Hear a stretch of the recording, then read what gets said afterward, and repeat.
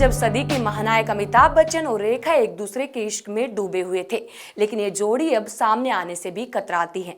बता दें कि बॉलीवुड में ऐसी तमाम प्रेम कहानियां हैं जो कि पूरी नहीं हुई। ऐसी ही कहानी अमिताभ और रेखा की भी है। इसी कहानी का आज हम एक दिलचस्प किस्सा आपको सुनाएंगे, तो सुनिए।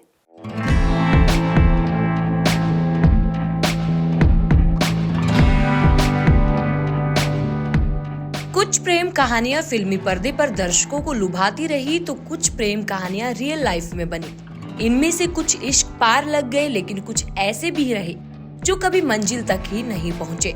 ऐसा ही कुछ रिश्ता था बॉलीवुड के मिलेनियम स्टार अमिताभ बच्चन और सदाबहार एक्ट्रेस रेखा के बीच। दरअसल अमिताभ बच्चन और रेखा का अफेयर बॉलीवुड में सबसे ज्यादा चर्चाओं में रहा। आज भी इस प्रेम कहानी की बातें होती हैं।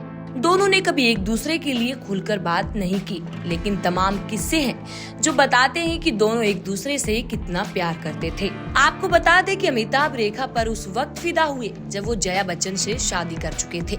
हालांकि रेखा को अमिताभ के मैरिड होने से कोई दिक्कत ही नहीं थी। दोनों की प्रेम कहानी करीब 5 साल तक चली और साल 1981 में फिल्म सिलसिला के बाद इश्क का ये सफर भी खत्म हो गया। इसके बाद ये दोनों ना रील और ना रियल लाइफ में कभी भी साथ दिखाई दिए। साल 1976 में आई फिल्म दो अनजाने की शूटिंग के दौरान रेखा और अमिताभ के बीच करीबियां बढ़ी थी। दोनों इस रिश्ते को निभा रहे थे, लेकिन सब कुछ चुपके चुपके।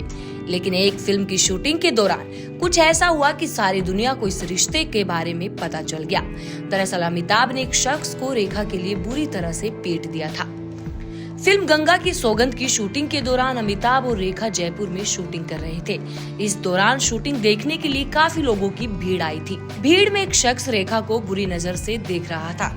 इस दौरान फिल्म के क्रू ने उसे समझाने की काफी कोशिश की, लेकिन फिर भी वो नहीं माना। इसके बाद उस शख्स ने रेखा पर फब्तियां कसना शुरू कर दिया, जिसके बाद से बिग बी को इतना गुस्सा आया कि वो उस शख्स को पकड़कर पीटने लगे। इस घटना के बाद दोनों के बीच प्रेम कहानी की सुर्खियां हर किसी की जुबान पर आ गई। हालांकि इस रिश्ते के बाद से जया बच्चन और अमिताभ की जिंदगी पर गहरा असर पड़ा। आपको बता दें कि अमिताभ बच्चन ने इसके बाद से रेखा से अलग होने का फैसला कर लिया और धीरे धीरे इस कहानी का अंत हो गया।